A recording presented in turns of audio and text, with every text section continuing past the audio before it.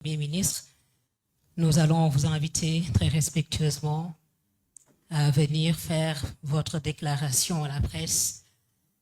Et nous démarrons avec Monsieur le Premier ministre Ousmane Sonko. Merci.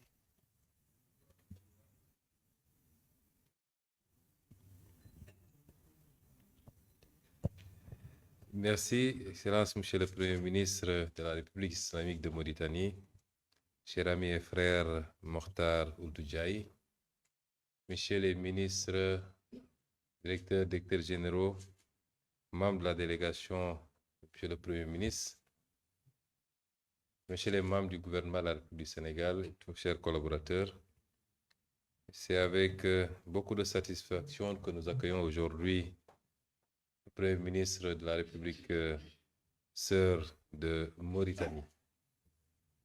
Cette visite fait suite à mon déplacement à Nouakchott il y a un an, pratiquement jour pour jour. Visite qui nous avait permis de poser les jalons d'un raffermissement de la coopération entre nos deux États et entre nos deux peuples. Je voudrais donc, au nom du président de la République, son Excellence Bassirou Diomaye Diakhar Faye, du gouvernement, de tout le peuple sénégalais, adresser nos remerciements les plus sincères, les plus profonds. D'abord à son Excellence, Monsieur le Président Ould Ghazouani, qui a bien voulu autoriser cette visite. Nos remerciements à notre homologue, le Premier ministre Ould Diaye, à toute sa délégation, à tout le peuple mauritanien.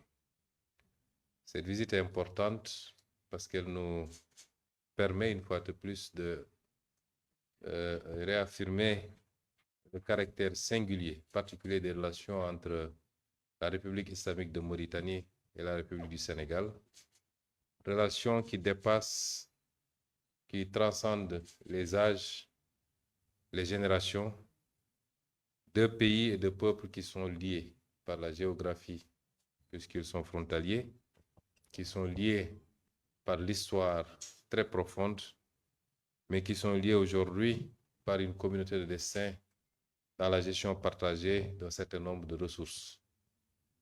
Elle est importante, cette visite également, en ce qu'elle nous permet de réactualiser un certain nombre d'axes de coopération qui ont été retenus l'année dernière à Nouakchott, d'abord entre les présidents de la République, mais de manière opérationnelle par les deux gouvernements, dans tous les domaines qui ont été traversés par la lecture du communiqué conjoint. Vous le savez, nos deux pays partagent énormément de choses. Et je disais tout à l'heure à son Excellence le Premier ministre que même le Seigneur nous contraint à travailler ensemble, à œuvrer ensemble. Il nous a fait partager un fleuve qui est une ressource extrêmement importante et nos devanciers ont pu, de manière réfléchie et responsable, mettre en place un cadre de coopération et de gestion de cette ressource, aussi bien sur le plan hydraulique que sur le plan de l'électricité. Et ça a donné l'organisation que nous connaissons, qui est une organisation presque unique en son genre dans le monde de l'OMVS. Mais on aurait pu avoir chacun de son côté ses réserves de gaz, mais Dieu ne l'a pas voulu ainsi. Il nous a fait partager également cette ressource extrêmement précieuse. Le message qu'il faut en comprendre, c'est que nous sommes condamnés à travailler, à vivre, à évoluer ensemble et de manière intelligente.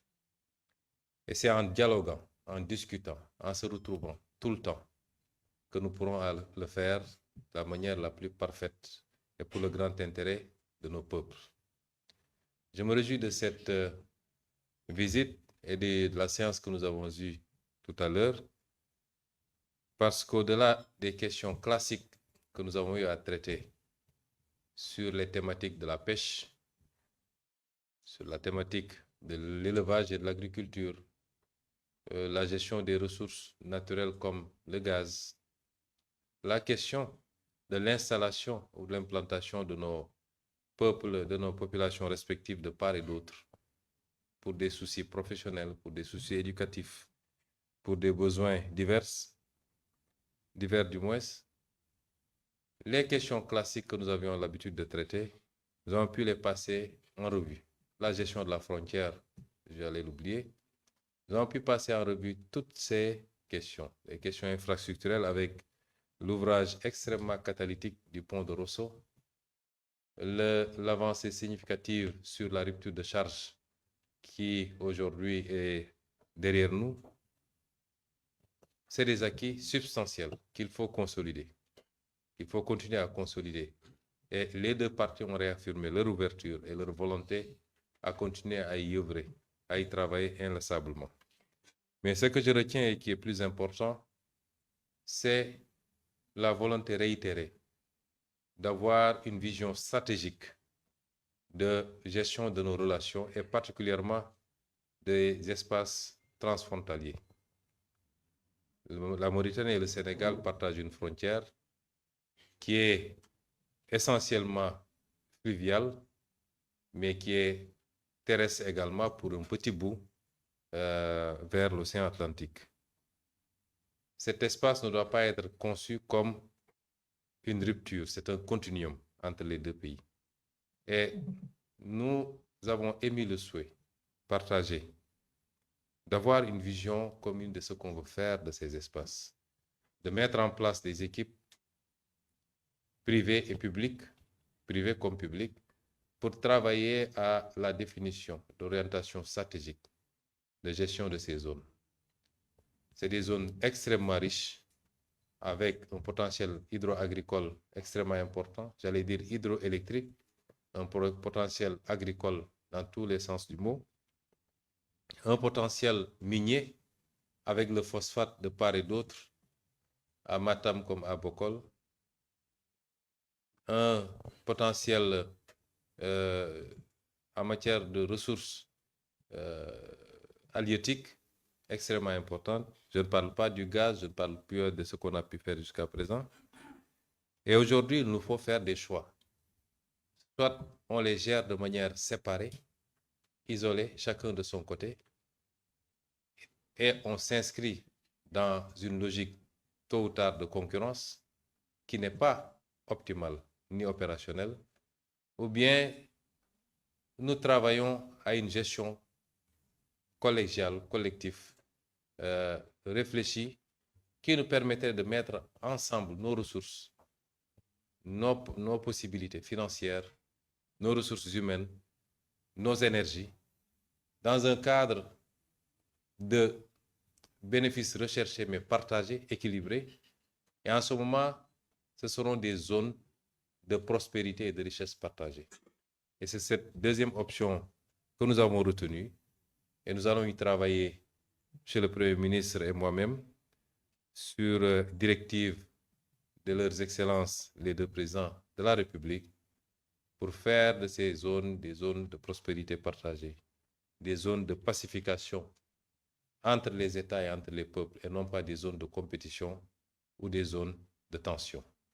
Et cet aspect extrêmement important à retenir de cette visite, je voudrais réitérer tous mes remerciements à l'endroit de son Excellence, Monsieur le Premier ministre et toute sa délégation, et lui assurer de l'ouverture et de la disponibilité du Sénégal à aller chaque jour un peu plus loin dans notre collaboration avec la Mauritanie, comme avec tous nos voisins, comme avec tous les pays africains.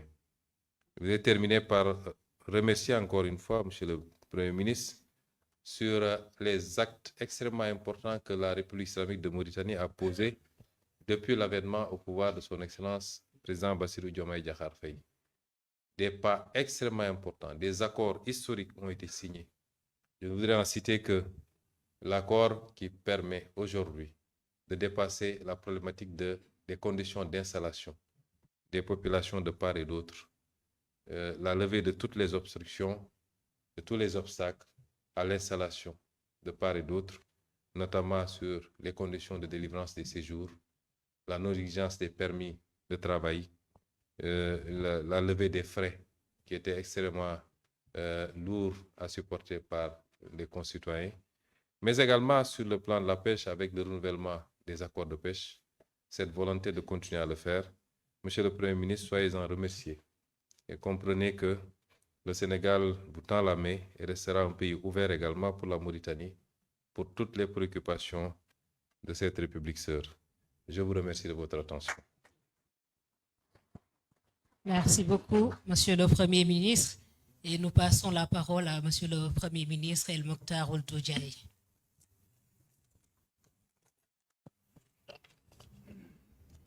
Excellence. Le micro. Bismillah ar-Rahman ar-Rahim. Salatu wassalamu ala nabiyyi al-Karim. Je tiens d'abord à renouveler mes sincères remerciements à mon frère, Excellence, Monsieur le Premier ministre Ousmane Sonko, pour m'avoir honoré en m'invitant à effectuer cette visite de travail et d'amitié dans ma seconde patrie, le Sénégal. Je profite de l'occasion aussi pour exprimer, au nom de la délégation qui m'accompagne et à mon nom propre, notre profonde gratitude au gouvernement et au peuple sénégalais pour les multiples marques d'attention particulière, l'accueil chaleureux et l'hospitalité généreuse dont nous avons été l'objet. Au Sénégal, pays de la Teranga, l'hospitalité généreuse est la base, la norme, la tradition. Cette visite aujourd'hui, comme vous venez de le dire, Excellence, Monsieur le Premier ministre, traduit la volonté et les orientations de nos deux présidents, son Excellence le Président Mohamed Ould Al-Ghazouani et son Excellence le Président Bassirou Diomaye Diakhar Faye, visant à continuer à renforcer le partenariat stratégique entre nos deux pays. Un partenariat qui, comme vous le savez, fondé sur des liens historiques, géographiques, culturels, spirituels et humains, profonds et séculaires. Elle traduit par ailleurs notre volonté de consolider, de diversifier et d'élargir notre concertation et notre coopération pour l'intérêt de nos deux peuples. Une coopération, comme je viens de dire, basée sur la confiance et sur la solidité des rapports. Cette visite, et d'ailleurs les multiples visites à Nouakchott et à Dakar, effectuées par nos deux présidents, son Excellence le Président Mohamed Ould Al-Ghazouani et son Excellence le Président Bassirou Diomaye Diakhar Faye, et votre visite, Excellence, il y a de cela un an à Nouakchott, et d'ailleurs c'était votre première visite à l'étranger, illustre bien cette volonté et envoie un message très fort de l'amitié et de la fraternité entre nos deux pays, et envoie un message très fort de la détermination de nos deux présidents et de nos deux gouvernements à continuer à œuvrer pour l'intérêt de nos deux peuples frères, notre sous-région et notre cher continent. Cette visite, vous venez de le dire, nous a permis de faire le point sur les importantes avancées réalisées au niveau de plusieurs dossiers de coopération stratégique, la gestion de la sécurité aux frontières, l'énergie, le transport, la pêche, l'élevage, entre autres, et de fixer de nouveaux objectifs dans de nouveaux domaines de coopération qui seront l'objet de travail de nos équipes pour la prochaine période.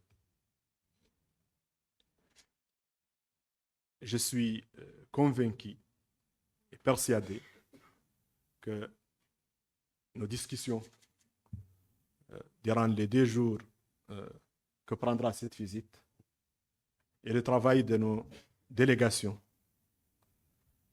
contribueront, comme je viens de dire, à renforcer davantage ce partenariat et consolideront de plus les rapports de fraternité et d'amitié entre nos 2 peuples.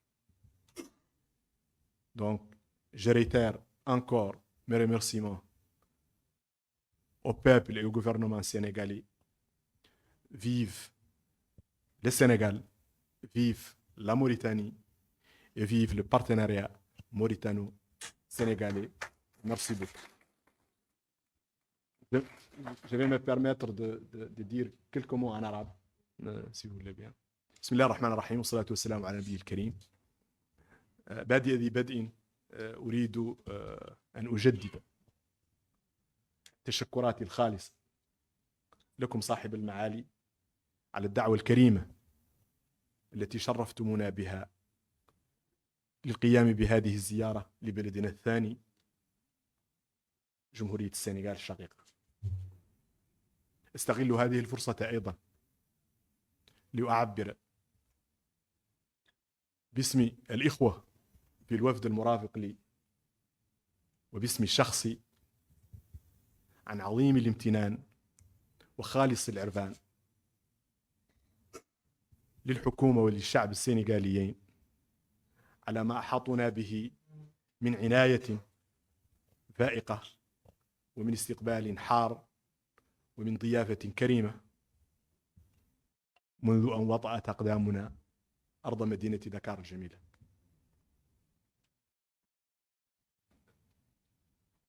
قلت قبل قليل أنه ليس من المستغرب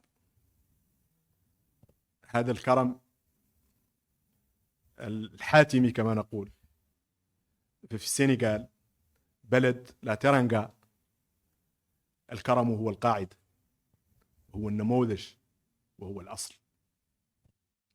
هذه الزيارة تأتي ترجمة لتوجيهات ورؤية قائدي البلدين صاحب الفخامة محمد الشيخ الغزواني وصاحب الفخامة بصيرو جوماي دخار فاي، الهادفة والساعية إلى تعزيز وتوطيد العلاقة والشراكة الاستراتيجيتين بين بلدينا. شراكة مبنية على أواصر الدم والقربة والتاريخ والجغرافيا،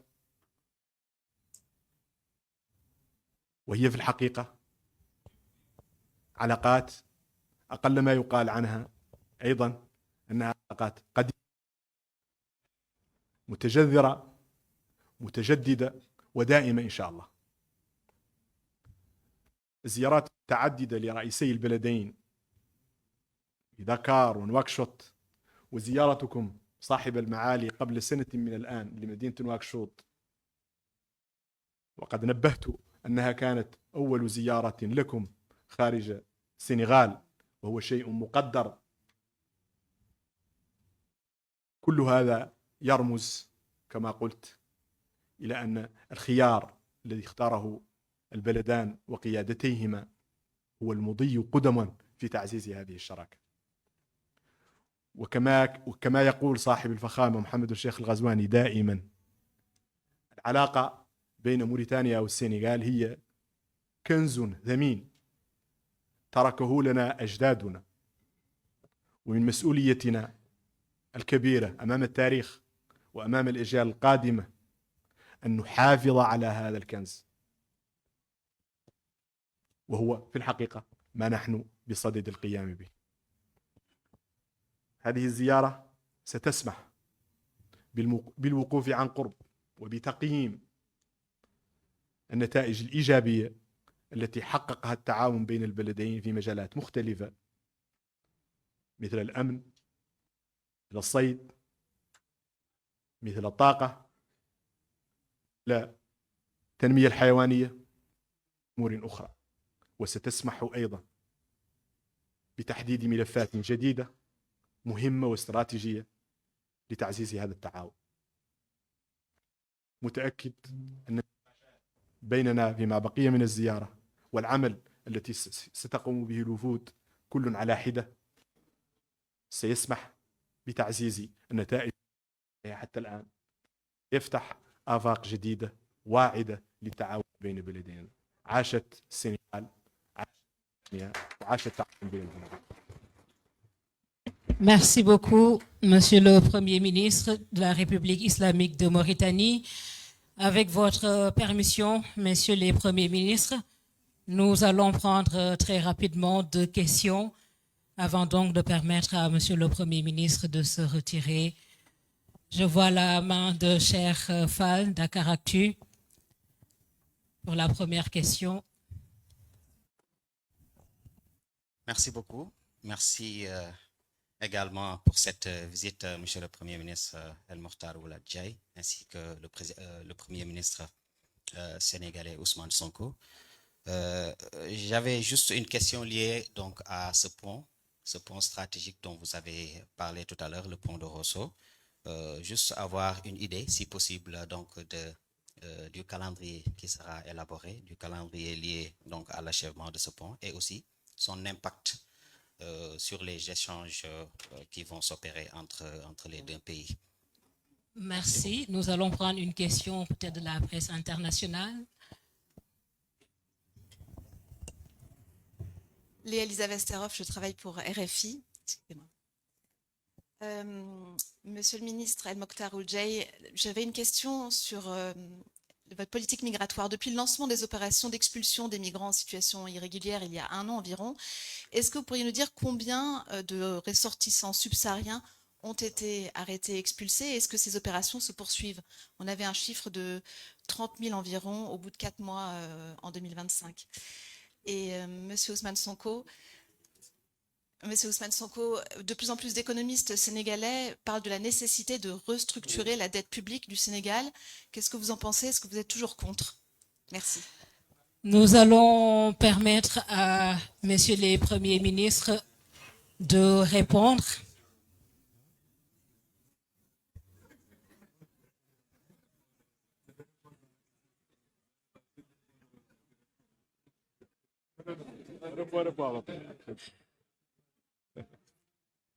Monsieur le Premier ministre.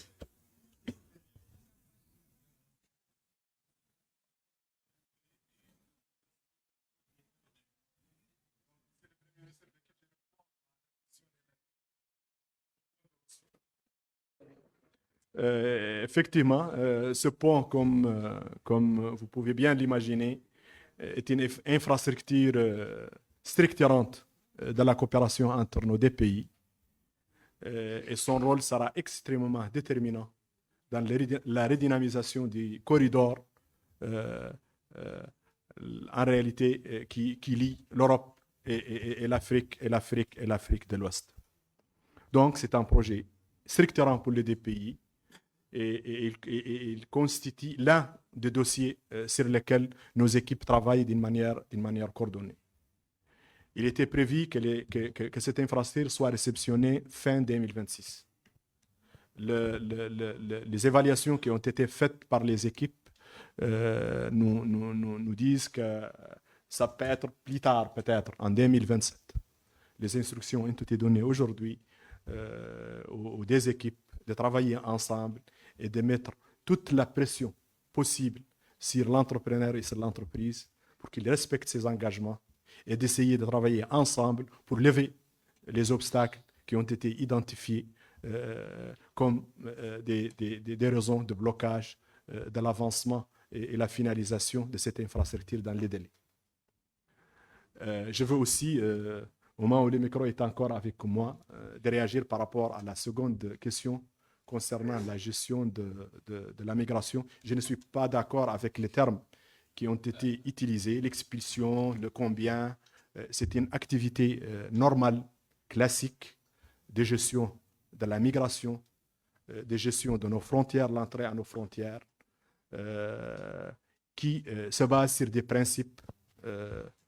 La Mauritanie fait partie de son environnement global, la sous-région et le continent africain. Et tous les ressortissants de ces pays sont les bienvenus en Mauritanie. Donc ça, c'est notre philosophie. Et bien sûr, il faut le faire d'une manière ordonnée et en respectant la réglementation, qui est d'ailleurs une réglementation simplifiée de la migration normale des ressortissants des pays de la sous-région. Donc, je n'ai pas en tête les chiffres, mais tout ce que je peux confirmer, c'est que les conditions de la gestion de ce dossier sont des conditions normales, des conditions qui servent en réalité la collaboration et la coopération dans notre espace africain et notre espace sous-régional. Merci beaucoup. Merci, Monsieur le Premier ministre Ousmane Sonko. Merci. À la suite de Monsieur le Premier ministre, je voudrais dire que j'ai salué tout à l'heure les efforts qui ont été faits dans la gestion des relations, en tout cas pour la question migratoire entre la Mauritanie et le Sénégal, qui ont permis d'avoir des accords historiques et l'application desquels accords a permis la régularisation de 28 000 Sénégalais. C'est-à-dire qu'on est passé de 2 000 et quelques Sénégalais à 28 000 Sénégalais régularisés en Mauritanie depuis l'entrée en vigueur de cet accord le 1er juillet 2025. Et je voudrais rappeler aussi que tous les pays ont leur législation en matière de règles ou de conditions d'entrée et d'installation d'établissements dans ce pays, le Sénégal y compris.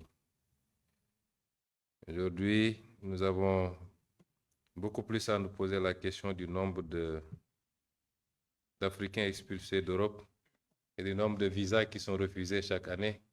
Même aller et revenir est devenu presque impossible, y compris pour les élites. La vraie question, elle est là, madame. Ceci dit, pour la question liée à la restructuration, je vous rappelle que nous savons tous la situation dont nous avons hérité, qui au début avait fait l'objet de toutes sortes de contestations et de remises en question. Aujourd'hui, au moins, il n'y a plus de débat sur la réalité de cette dette cachée par l'ancien régime, ce qui est d'une particulière gravité, et toutes les conséquences de droit vont en être tirées. Parce qu'on ne peut pas compromettre comme ça l'avenir et même le présent d'un État et d'un peuple pour des considérations strictement politiciennes, j'allais dire électoralistes. Et il faut que la sanction soit assez ferme pour que plus jamais aucune autorité publique n'ose se comporter ainsi.